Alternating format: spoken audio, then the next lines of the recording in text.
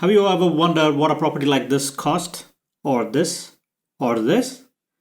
Today in this video, I'm going to cover how much you need to earn to buy a property in every salary point. Hello, my name is Sunil Kalbandi and welcome to the show. Before continuing with the video, do me a favor. Could you please like or subscribe the video? It'll help me tremendously and it'll help the YouTube algorithm as well. Thank you for subscribing. With current interest rates and shortages of properties, this might come as a surprise, or at least the answer won't be what you're thinking it should be. This is coming from someone who's been into property for over 15 years. So I've been a landowner, a renter, and a property owner, and I've dealt with the tenants and other things. So I know how frustrating and how confusing sometimes it is to know what you can afford and what you can't afford. I'll be able to give you a first-hand experience on what it needs to buy a property like this, if it's really what you wanted. You've been hearing rent is a waste of money and mortgage is adding value. And then also another important thing to notice is the rent keeps on increasing over a period of time, while the mortgage, assuming you have set it fixed for a long time, is a fixed price for a long period of time. So this is one of the biggest expenses you will make in your monthly salary, and it's a fixed. So it's a much more controlled spending than rent, where you have the downfall of no flexibility, getting kicked out, and other things. So renting is super straightforward. It is what you pay. So if your rent is $1,000 per month, times 12 is $12,000. So there's no mystery. It's just what the rent is, and you multiply by that, and that's what the rent is.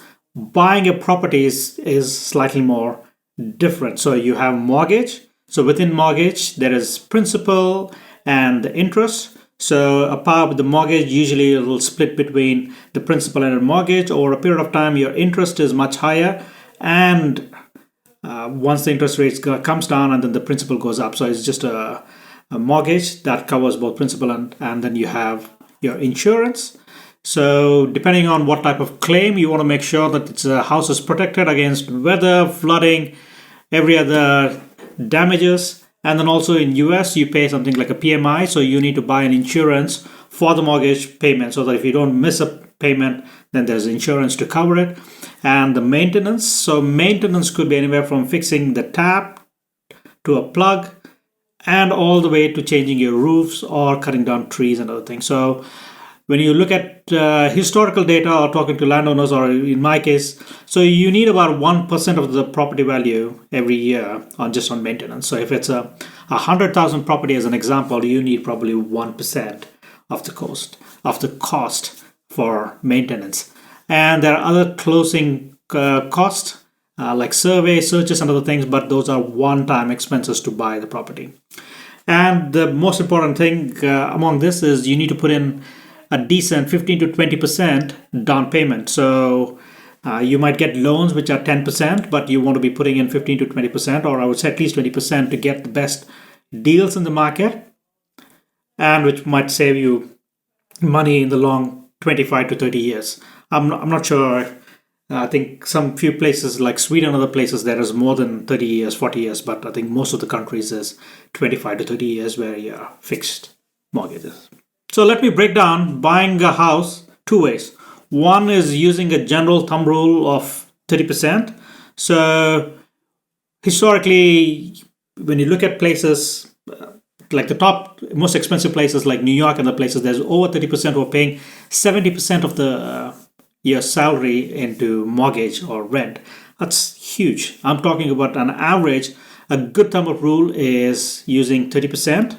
So what you want is you want to be spending 30% of your pay for your mortgage. So if your salary is $40,000, so that gives you about $1,000 where you can pay your mortgage. So if you know that's a mortgage, and then you can find out what the cost of the house is. If it's 80,000, then it's 2,000. It's 160,000 salary, then it's about 3,000, and so on. So you get the idea. So the number one rule is to try to understand. You want to try to keep it 30%, and then calculate mortgage what you can afford. And the second way of trying to understand is the safe way is the 3.5 times rule. 3.5 times rule is if your salary is 100,000, so you can afford a mortgage of 3.5 times. So you can afford a mortgage of $350,000. So that's the 3.5 rule. So that is very safe. That gives you room for any. It won't stretch your salary more than 30%. So it keeps it within the 30% frame, right? So, but you'll be surprised to know that when you go to lenders, the lenders will be looking at debt to income ratio, and they are willing to give you up to 4.5 times the salary. In my opinion, you rather want to stick with 3.5 so that there is room for any damages or any of the emergency. So even though you can afford more, doesn't mean you should be buying more. So you want to be thinking like a backward budget, so that you want to stick with 25 to 30% of your mortgage needs to be paid, and the rest needs to be managed for savings and everything else. So if I recap, so if you're going by 30% rule, so you can know how much you can afford to pay on mortgage, and then that dictates how much you can buy. Or you want to stick with 3.5 times your pay. So if it's a combined, and again, these are assumptions that you're only one person who's doing it. It could be a partner, or it could be a roommate, it could be out of the town place. So a combined salary is still 30%. So you could buy a much bigger property depending on what you need, based on 3.5 times your salary.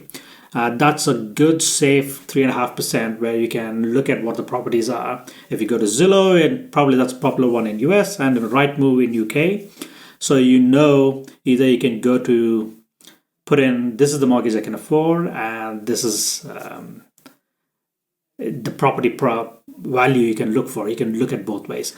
Also, I'm going to plug in two websites, which makes it a lot more easier. The first one is New York Times. It gives you how much you can rent versus how much you can buy. So you know how much you can afford to rent. So you're looking at but the same value for buying. So that gives you value. And another one is by casual.app. I'm going to link that both in the description, so you can go check, put in different variables to know what you can afford and what you can't afford.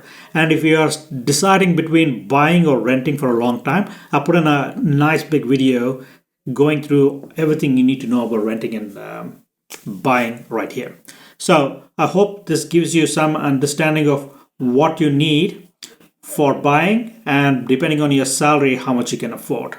So always stick with 3.5 times or less than 30% of your pay for your mortgage, so that you prioritize saving and for your future retirement.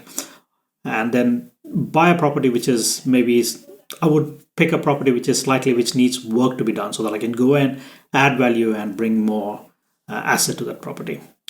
Thank you again for watching. Until next time, bye and see you.